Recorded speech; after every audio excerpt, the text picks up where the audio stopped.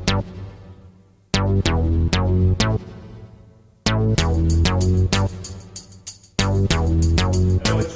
मैं Rahul Choubey YouTube channel Rahul sir physics class से फिर से आपको एक नया टॉपिक लेके आया हूं और वो टॉपिक है हमारा गॉस लॉ या गॉस थ्योरम। लेकिन गॉस लॉ और गॉस थ्योरम को पढ़ने से पहले हम कुछ और समझने वाले हैं। पिछले वीडियो में मैंने आपको सिखाया कि इलेक्ट्रिक फ्लक्स क्या होते हैं और इलेक्ट्रिक फ्लक्स के टाइप क्या होते हैं।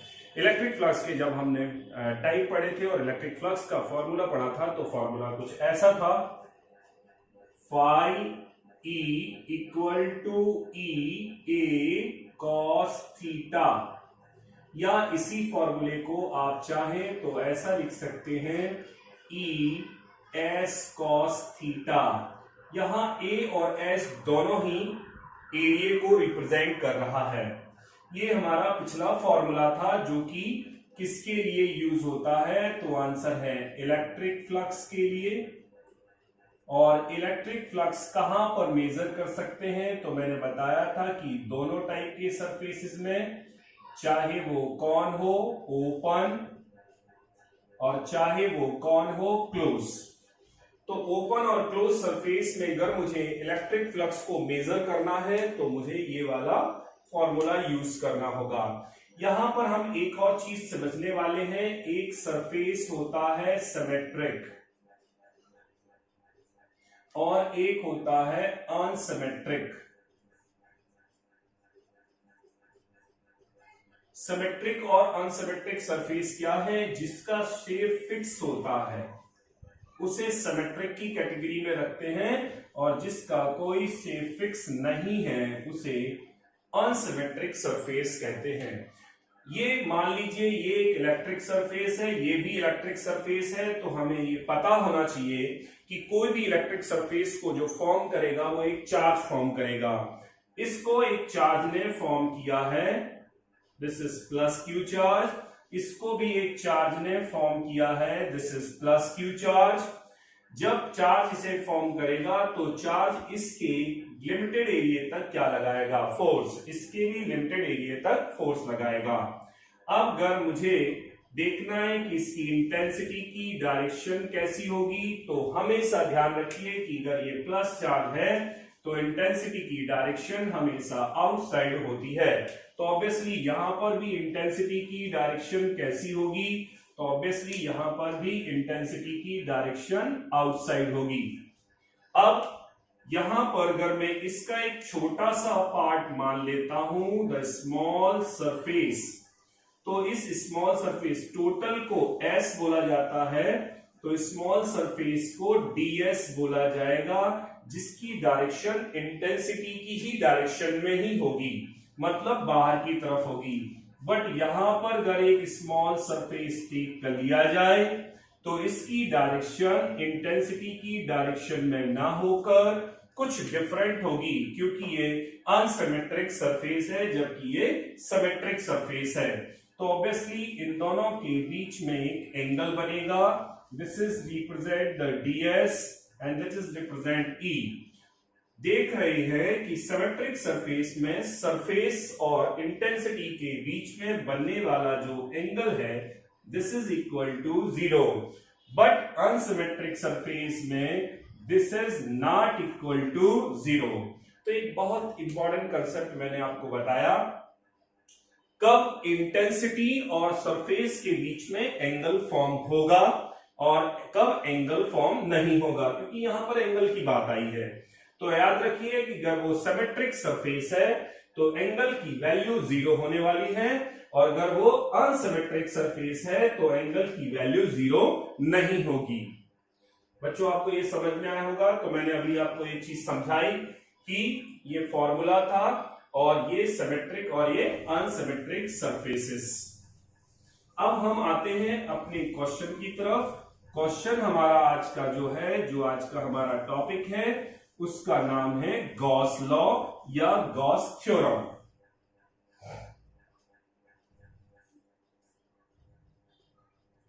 गॉस लॉ, और मैं बोल सकते हैं गॉस थ्योरम। बहुत इंपॉर्टेंट क्वेश्चन है, पेपर में बहुत बार पूछा गया है। तो आज हम सीखने वाले हैं गॉस लॉ या गॉस थ्योरम। तो सबसे पहली चीज हम यहां पर एक चीज सीखने वाले हैं कि गॉस लॉ या गॉस थ्योरम बनी क्यों बनाई गई। आंसर यहां से देखते हैं। हमारे पास में एक फॉर्मूला है फ्लक्स का, फाई बराबर ई ए कॉस थीटा, या फिर और में इसको लिख सकते हैं फाई बराबर ई एस कॉस थीटा। इस इलेक्ट्रिक फ्लक्स के फॉर्मूले से हम ओपन और क्लोज सरफेस में फ्लक्स को निकाल सकते हैं। बट जब हमें फ्लक्स को मेजर करना होता है तो हमें इंटेंसिटी चाहिए होती है, सरफेस एरिया चाहिए होता है, दोनों के बीच में बनने वाला एंगल भी चाहिए होता है। तीन चीजों की रिक्वायरमेंट फुलफिल होने के बाद में हमें फ्लक्स मेजर होता है। लेकिन गॉस ने सोचा कि कोई इसका सिंपलेस्ट फॉर्मूला बनाया जाए जिससे सिंपल मेथड से हमें मेजर हो जाए। तो आप फिर से सुन लीजिए ध्यान से कि गॉस थ्योरम इलेक्ट्रिक फ्लक्स को मेजर करने के लिए ही एक सिंपल फॉर्मूला है। तो जो सिंपल फॉर्मूला गॉस ने इलेक्ट्रिक फ्लक्स को मेजर करने के लिए बनाया वही क्या बन गया, गॉस लॉ या गॉस थ्योरम। It's clear. अब गॉस ने जब अपना एक्सपेरिमेंट किया तो उनको जो एक्सपेरिमेंट हुआ वो केवल क्लोज सरफेस के लिए ही ट्रू हो गया, लेकिन वो किसके लिए ट्रू नहीं हुआ, ओपन सरफेस के लिए। तो गॉस थ्योरम की हेल्प से हम इलेक्ट्रिक फ्लक्स को मेजर कर सकते हैं इजी मेथड में, बट ओपन के लिए नहीं, क्लोज के लिए। एक बहुत ही अच्छी चीज मैंने आपको भी बताई कि गॉस थ्योरम, जनरली लोग गॉस थ्योरम पढ़ लेते हैं लेकिन उस गॉस थ्योरम के बारे में ये नहीं जानते कि ये चीज क्यों क्या कर रही है। तो गॉस थ्योरम सिंपल कर क्या रही है, क्या मेजर कर रही है, इलेक्ट्रिक फ्लक्स। किस मेथड में, इजी मेथड में, लेकिन किस सरफेस में ही मेजर कर सकती है, क्लोज में। अब देखते हैं गॉस थ्योरम है क्या। गॉस कहते हैं कि यदि हमारे पास में कोई सरफेस है, I don't know what is the shape of this surface, और इसमें एक चार्ज है प्लस क्यू, मतलब इस पर चार्ज कितना है, प्लस क्यू। तो गॉस के अकॉर्डिंग स्टेटमेंट दिया गया गॉस लॉ, और बोल सकते हैं गॉस थ्योरम। गॉस के अकॉर्डिंग कहा गया according to this theorem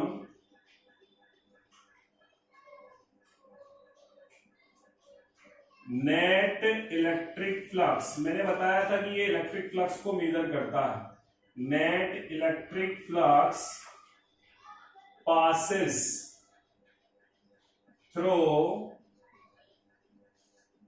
closed surface is 1 upon epsilon naught times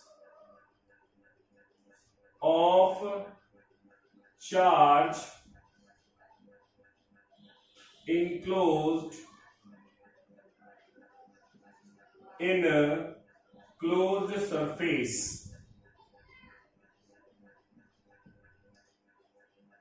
Net electric flux passes through the closed surface is 1 upon epsilon naught times of charge enclosed in closed surface, where epsilon naught is permittivity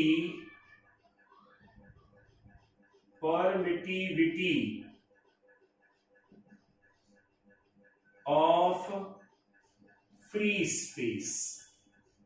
जहां पर जो epsilon not है वो permittivity of free space है। अब मेरे पास में एक एस सरफेस है जिसमें एक क्यू चार्ज है, और अगर क्यू चार्ज इसमें है तो अकॉर्डिंग टू लॉ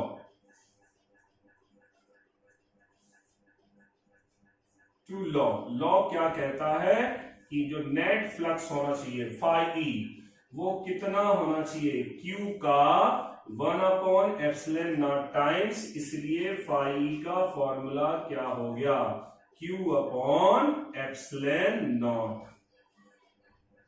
तो आपको सबसे पहले गॉस थ्योरम का स्टेटमेंट याद करना होगा। According to this theorem the net electric flux passes through a closed surface is 1 upon epsilon not times of charge enclosed in closed surface where epsilon naught is said to be a permittivity of free space। तो इसके according हमारे पास में ये value आ गई और formula बना phi बराबर Q upon of epsilon not. This is the statement of Gauss theorem. अब हम इस गॉस थ्योरम को प्रूफ करेंगे, क्योंकि पेपर में जब क्वेश्चन आता है तो पूछता है कि state and proof the Gauss theorem. So this is the statement and अब हम इसको क्या करने वाले हैं, प्रूफ।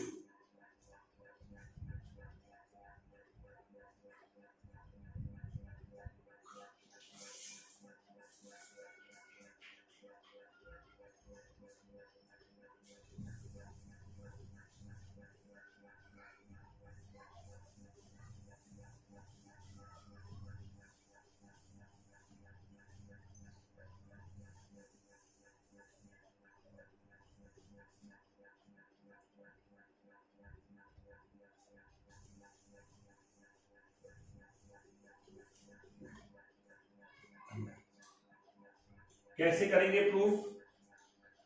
तो सपोज कर लेते हैं कि let a point charge plus Q is placed inside a closed surface at point P, sorry at point O, ये O पॉइंट बना लेते हैं। Then electric field intensity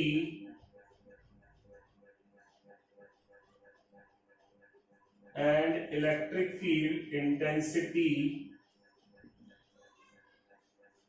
at point P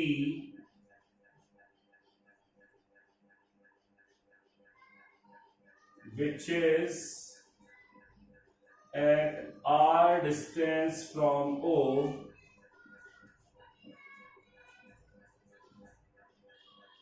will be capital E। यहां से मान लेते हैं कि यहां पर एक कोई पॉइंट है जिसका नाम P है, यहां पर इलेक्ट्रिक फील्ड इंटेंसिटी होगी और इलेक्ट्रिक फील्ड इंटेंसिटी को मैंने मान लिया E और ये कितनी डिस्टेंस पर है, R डिस्टेंस पर। Then electric field at r distance due to point charge. देखिए पॉइंट चार्ज से हमने इंटेंसिटी का फॉर्मूला ऑलरेडी पढ़ लिया था और वो फॉर्मूला क्या है भाई, तो वो फॉर्मूला होता है E बराबर 1/4 pi epsilon not Q upon R square. This is equation number first. अब हमें इस पूरे एरिया में फ्लक्स को मेजर करना है, लेकिन हम पूरे एरिया में फ्लक्स को मेजर ना कर कर एक स्मॉल पार्ट टेक कर लेंगे। एक स्मॉल पार्ट टेक कर रहे हैं यहां से, ये ऐसे, और इसका नाम है ds। और हमें बताया था कि अगर ये अनसिमेट्रिक सरफेस है तो ऑब्वियसली इन दोनों की डायरेक्शन कभी भी सेम नहीं होंगी, और अगर सेम नहीं होंगी तो ऑब्वियसली यहां पर एक एंगल बनेगा, दिस इज व्हाट, थीटा। अब ये यहां से और ये इस डायरेक्शन से, ऑल डायरेक्शन से यहां पर एक एंगल भी फॉर्म कर देता है और this angle is said to be D omega, और डी ओमेगा जो एंगल होता है इसे बोलते हैं solid angle. Solid angle, this point name is called P। तो हम पहले स्मॉल सरफेस में फ्लक्स को मेजर करेंगे, फिर टोटल सरफेस में फ्लक्स को मेजर करेंगे। तो let electric flux passes through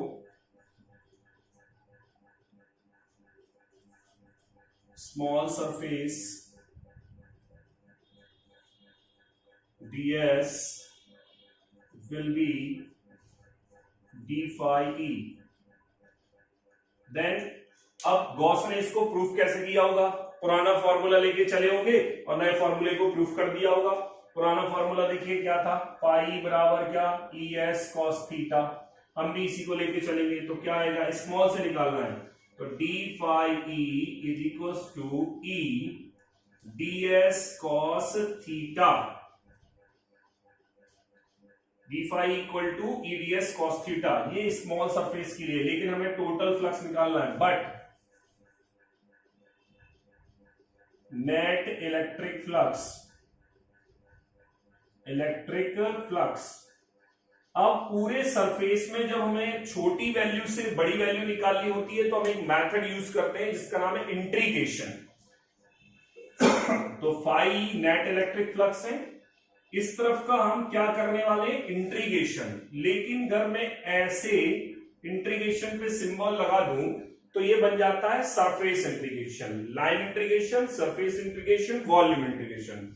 actually total surface area की बात है तो हम सरफेस इंट्रीगेशन करेंगे और यहां लिखेंगे ई D S cos theta.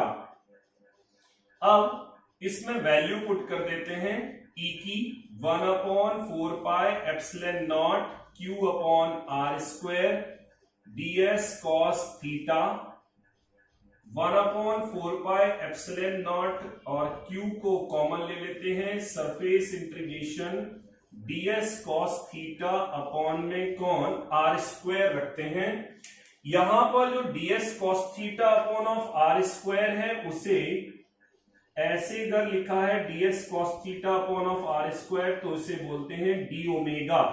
D omega को क्या बोलते हैं, सॉलिड एंगल। सॉलिड एंगल का फॉर्मूला होता है area upon radius square. So this is represent the area and this is represent the radius square, this is d omega। अब अगर मैं इसको ऐसे लिख देता हूं तो आगे कैसे सॉल्व करेंगे,